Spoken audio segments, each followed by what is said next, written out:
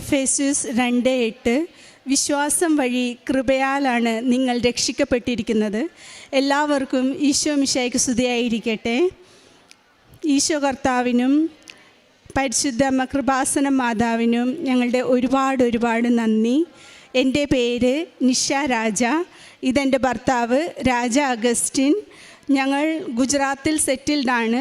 Gujarat cent Ans church Junagadh അംഗങ്ങളാണ്. ഞങ്ങൾ വിവാഹം കഴിഞ്ഞിട്ട് 20 വർഷമായി. ഞങ്ങൾക്ക് കുഞ്ഞുങ്ങളില്ലായിരുന്നു.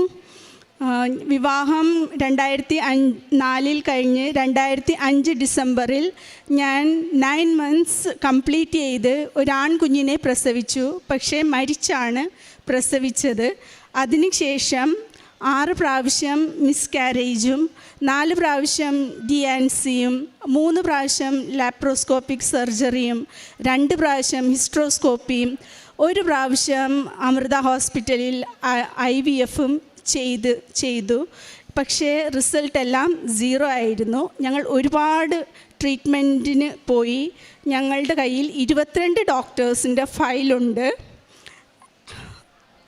അങ്ങനെ ഞങ്ങൾക്ക് അമൃത ഹോസ്പിറ്റലിൽ നിന്ന് റെഫറൻസ് കിട്ടിയാണ് ഞങ്ങൾ തിരിച്ച് ഗുജറാത്തിന് അഹമ്മദാബാദ് വളരെ ഫേമസ് ആയിട്ടുള്ള ഒരു ഹോസ്പിറ്റലിൽ പോയി. അവിടെ മെയിൻ ഡോക്ടർ തന്നെ ഞങ്ങളെ അറ്റൻഡ് ചെയ്തു. ഡോക്ടർ പറഞ്ഞു, എനിക്കൊരു ചലഞ്ചിങ് കേസാണ്, ഞാൻ നിങ്ങൾക്ക് റിസൾട്ട് തന്നിരിക്കും, നിങ്ങൾ എൻ്റെ പേഴ്സണൽ പേഷ്യൻ്റാണ് എന്ന് ഡോക്ടറിന് വളരെ വിശ്വാസമായിരുന്നു. അത് കണ്ട് ഞങ്ങൾക്കും ഒത്തിരി സന്തോഷമായി. ട്രീറ്റ്മെൻറ്റ് മുന്നോട്ട് പോയി. പക്ഷേ അപ്പോഴും റിസൾട്ടൊന്നും കിട്ടിയില്ല. ഡോക്ടറിന് അവസാനം വാക്കുകളില്ലാതായി. ഒരു പ്രാവശ്യം ഞങ്ങൾ അഹമ്മദാബാദ് പോയപ്പോൾ ഞാൻ ഉടമ്പടി ഉപ്പ് കൊണ്ടുപോയി. റിസൾട്ട് കിട്ടാതായപ്പോൾ തന്നെ ഞങ്ങൾക്ക് മനസ്സിലായി ഡോക്ടറിന് ഒന്നും ചെയ്യാൻ സാധിക്കുകയില്ല എന്ന് മനസ്സിലായി. അങ്ങനെ 2022 ജൂലൈ 11 ഞങ്ങൾ കൃപാസനത്തിൽ വന്ന് ആദ്യമായി ഉടമ്പടി എടുത്തു. അങ്ങനെ ഞങ്ങൾക്ക് നേർച്ച വസ്തുക്കൾ കിട്ടി. ആ പ്രാവശ്യം ഞങ്ങൾ തിരിച്ച് ഗുജറാത്തിന് പോയപ്പോൾ ഞങ്ങളുടെ കയ്യിൽ കൊന്ത, കാശ് രൂപം, പത്രം ഇവയൊക്കെ ആയിട്ടാണ് ഞങ്ങൾ തിരിച്ച് ജുനഗഡ് പള്ളിയിലെത്തിയത്. പള്ളിയിലെത്തിയ ഉടനെ ഞങ്ങൾ വികാരിയച്ഛനെ കണ്ട് ഞങ്ങളിങ്ങനെ ഉടമ്പടി എടുത്ത കാര്യം പറഞ്ഞു. അച്ഛന് വളരെ സന്തോഷമായി. അച്ഛൻ ഞങ്ങളെ ആത്മീയതയിൽ വളരെ സപ്പോർട്ട് ചെയ്തു. ഞങ്ങളുടെ പള്ളിയിൽ ആകെ 45 ഫാമിലീസാണുള്ളത്. അതിൽ 43 ഫാമിലീസും ഗോവൻസും കന്നഡക്കാരുമാണ്. ആകെ 3 മലയാളി ഫാമിലീസ് മാത്രമാണുള്ളത്. എൻ്റെ കയ്യിലുള്ള പത്രമായിരുന്നെങ്കിൽ മലയാളത്തിലായിരുന്നു. എനിക്ക് ഇവരെ എങ്ങനെ കൃപാസനം മാതാവിനെ കുറിച്ച് പറഞ്ഞ് ബോധ്യപ്പെടുത്തും എന്നോർത്തിട്ട് വളരെ വിഷമമുണ്ടായി. ഞാൻ മാതാവിനോട് പ്രാർത്ഥിച്ചു, മാതാവേ, ഇവിടെ ഞങ്ങൾക്ക് ടെസ്റ്റ് മണി തരണമേ, ഞങ്ങൾക്ക് സാക്ഷ്യം തരണമേ. ഈ പള്ളിയിൽ ഇവർക്ക് വിശ്വാസക്കുറവുണ്ട്, അവർക്ക് ഇവിടെ സാക്ഷ്യം തരണമേ എന്ന് മാതാവിനോട് പ്രാർത്ഥിച്ചു. അങ്ങനെ ഞങ്ങൾക്ക് 3 സാക്ഷ്യം കിട്ടി. അതിൽ ഒരു സാക്ഷ്യം ഒരാൾ വെൻറ്റിലേറ്ററിലായിരുന്നു, സാക്ഷ്യം കിട്ടി. അങ്ങനെ ഞങ്ങൾ വളരെ സന്തോഷിച്ചു. മാതാവ് ഞങ്ങളെ കൂടെ ഉണ്ടായ അനുഭവമുണ്ടായി. ഒക്ടോബറിൽ 3 ഫാമിലീസ് ഇവിടെ വന്ന് ഇംഗ്ലീഷ് ഉടമ്പടി എടുക്കാൻ വരുന്നുണ്ട്. അങ്ങനെ ഞങ്ങൾ ഉടമ്പടി ജീവിതത്തിൽ പൂർണ്ണമായിട്ട് ലയിച്ച് ജീവിച്ചു. ഞങ്ങൾ ആത്മീയതയിൽ വളർന്നു.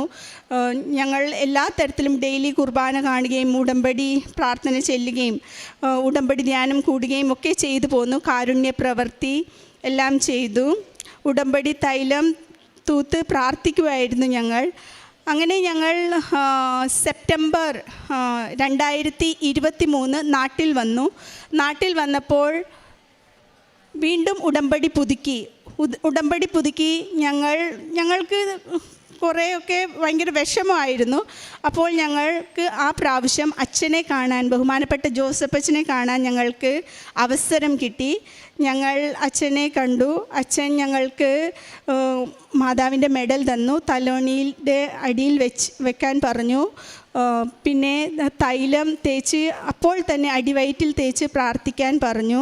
അച്ഛൻ ഞങ്ങളുടെ തലയിൽ കൈവച്ച് പ്രാർത്ഥിച്ചിട്ട്, നിങ്ങളുടെ രക്തത്തിൽ പിറന്ന കുഞ്ഞ് നിങ്ങൾക്ക് ജനിക്കും, നിങ്ങൾ സാക്ഷ്യം പറയാൻ വരണം എന്ന് പറഞ്ഞു.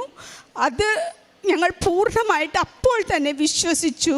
ആ പ്രാവശ്യം ഞാൻ തിരിച്ച് ഗുജറാത്തിന് പോയപ്പോൾ ഞാൻ ഒരു ജ്ഞാനസ്നാന വലിയ തിരി വാങ്ങിച്ചുകൊണ്ട് പോയി. ഞാൻ എൻ്റെ അലമാരി തുറന്ന് കാണുന്ന സ്ഥലത്ത് തന്നെ ആ തിരി വെച്ചിട്ട് ഞാൻ എല്ലാ ദിവസവും കൃപാസനം മാതാവിനോട് ചോദിക്കുമായിരുന്നു, മാതാവേ, എന്നാണ് ഞാൻ ഈ തിരിയുമായി പള്ളിയിൽ കയറുന്നത്? എന്നാണ് ഞങ്ങൾക്ക് ഈ സന്തോഷം തരുന്നത്? ഞങ്ങൾ എത്ര നാൾ കാത്തിരുത്തും എന്നൊക്കെ ഞാൻ മാതാവിനോട് ചോദിച്ചു. ഞങ്ങളുടെ കുഞ്ഞിനെ മുഖം കാണാൻ ഞങ്ങൾക്ക് അനുഗ്രഹം തന്നമേ എന്നൊക്കെ ഞാൻ മാതാവിനോട് പ്രത്യേകം പ്രാർത്ഥിക്കുമായിരുന്നു. അങ്ങനെ ഞങ്ങളുടെ ഉടമ്പടി ജീവിതം കറക്റ്റായിട്ട് അച്ഛൻ പറയുന്നത് പോലെ വിശ്വാസത്തിലും വിശ്വസ്തതയിലും ഞങ്ങൾ നിവർത്തി പോന്നു.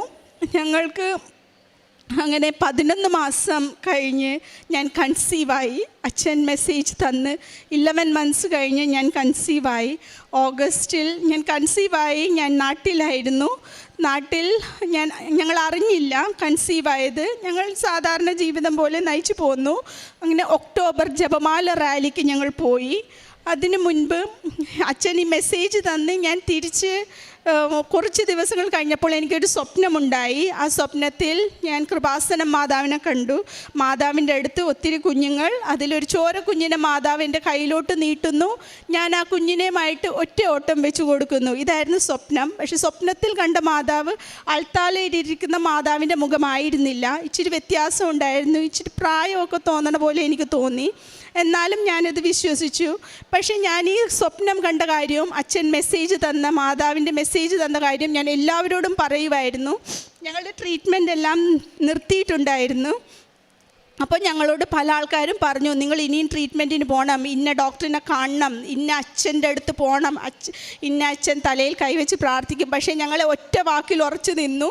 ഞങ്ങൾക്ക് കൃപാസനം മാതാവിൻ്റെ മെസ്സേജ് ഉണ്ട്, ജോസഫ് അച്ഛൻ വഴി ഞങ്ങൾക്ക് കുഞ്ഞിനെ കിട്ടും, ഞങ്ങൾക്ക് കുഞ്ഞുണ്ട് എന്ന് ഞങ്ങൾ ഉറപ്പിച്ച് എല്ലാവരോടും വിളിച്ചിപ്പോൾ ഞങ്ങൾ പറയുമായിരുന്നു. ഞങ്ങൾക്ക് അത്ര ഉറപ്പായിരുന്നു. അങ്ങനെ ഞങ്ങൾ ജപമാല റാലി കൂടി. 2023 ജപമാല റാലി കൂടി. റാലിക്ക് ഞാൻ വന്നപ്പോഴാണ് അലങ്കരിച്ച മാതാവിനെ കണ്ടത്. അപ്പോൾ എനിക്ക് ഒരുപാട് സന്തോഷമുണ്ടായി. ഈ മാതാവിനെ ആണല്ലോ ഞാൻ സ്വപ്നത്തിൽ കണ്ടതെന്നോർത്ത് എനിക്കങ്ങോട്ട് ഭയങ്കര വിശ്വാസം. ദൈവമേ, എൻ്റെ കുഞ്ഞ് എനിക്ക് കിട്ടുകയാണ്. പക്ഷേ അപ്പോൾ പ്രഗ്നൻ്റ് ആണെന്ന് ഞാൻ അറിയുന്നുമില്ല. പക്ഷേ എനിക്ക് വിശ്വാസമായിരുന്നു ഈ മാതാവിനെ കണ്ടുകൊണ്ട് എനിക്ക് കുഞ്ഞുറപ്പാണെന്ന്. പക്ഷേ റാലി കഴിഞ്ഞ് ഞങ്ങൾക്ക് ഗുഡ് ന്യൂസ് ഞങ്ങൾ അറിഞ്ഞു. അതിനുശേഷം ഞങ്ങൾ ഡിസംബർ തുടങ്ങി എല്ലാ ഉടമ്പടി ധ്യാനം എല്ലാ സൺഡേസും ഇവിടെ ഞാനും എൻ്റെ ഹസ്ബൻഡും വരുമായിരുന്നു. ഇവിടെ വന്ന് ധ്യാനം കൂടുമായിരുന്നു ഞങ്ങൾ 2 പേരും. 3 മാസം വരെ അങ്ങനെ ഞങ്ങൾ വന്നു. മാർച്ച് പകുതി വരെ വന്നു. അതിനുശേഷം എൻ്റെ ഹസ്ബൻഡ് ഒറ്റക്ക് വന്ന് കംപ്ലീറ്റ് ചെയ്തു. അങ്ങനെ ഞാൻ മാതാവിനോട് എപ്പോഴും പറയുമായിരുന്നു, മാതാവേ, ഞാനല്ല ഗർഭിണി, നീയാണ് ഗർഭിണി, നിൻ്റെ വയറ്റിലാണ് കുഞ്ഞ് കിടക്കുന്നത്, ഇത് നിൻ്റെ കുഞ്ഞാണ്. അന്ന് തുടങ്ങി ഞാൻ മാതാവിനെ, ഗർഭിണിയായ കൃപാസനം മാതാവിനെ കണ്ടുകൊണ്ടാണ് പ്രാർത്ഥിച്ചുകൊണ്ടിരുന്നേച്ചത്.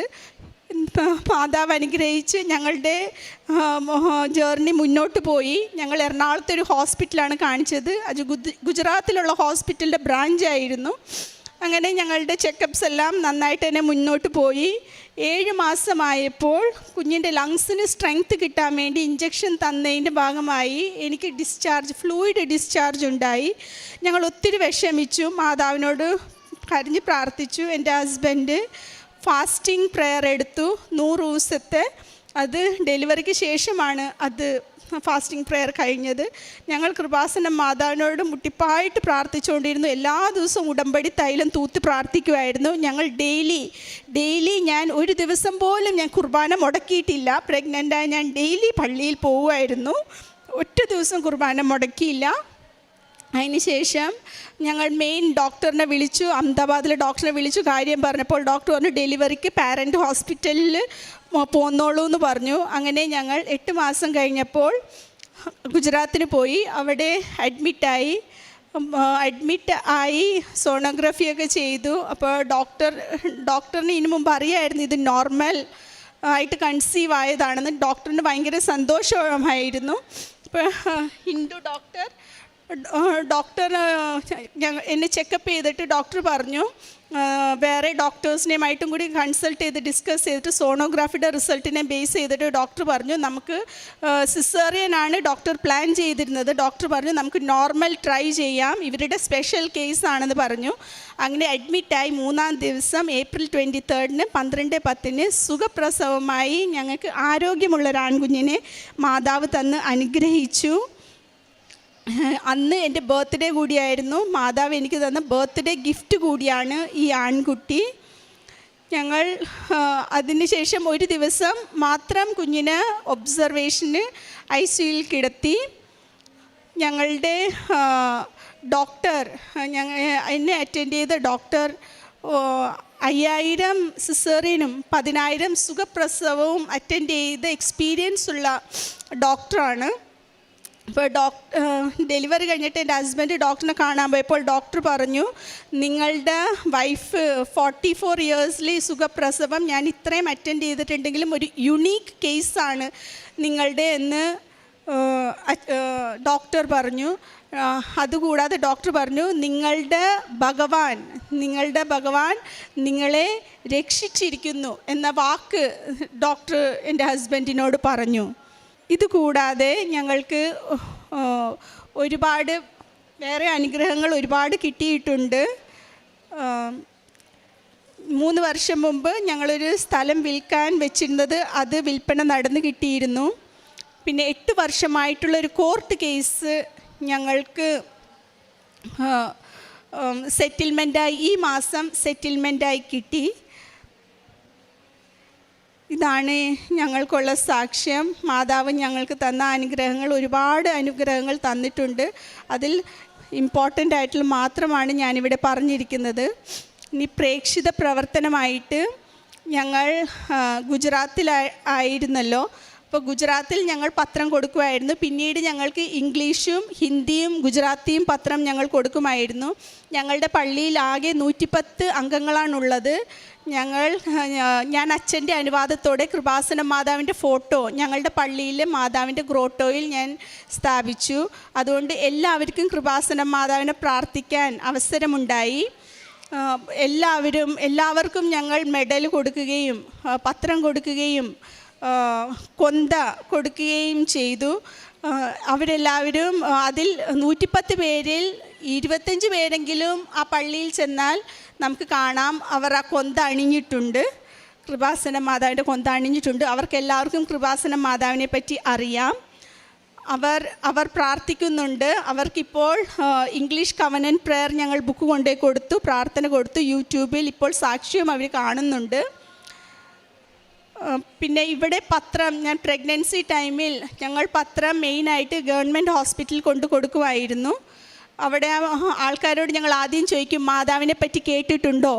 അപ്പോൾ ചിലർ പറയും കേട്ടിട്ടുണ്ട്, അറിയാം, പോയിട്ടുണ്ട് എന്നൊക്കെ പറയും.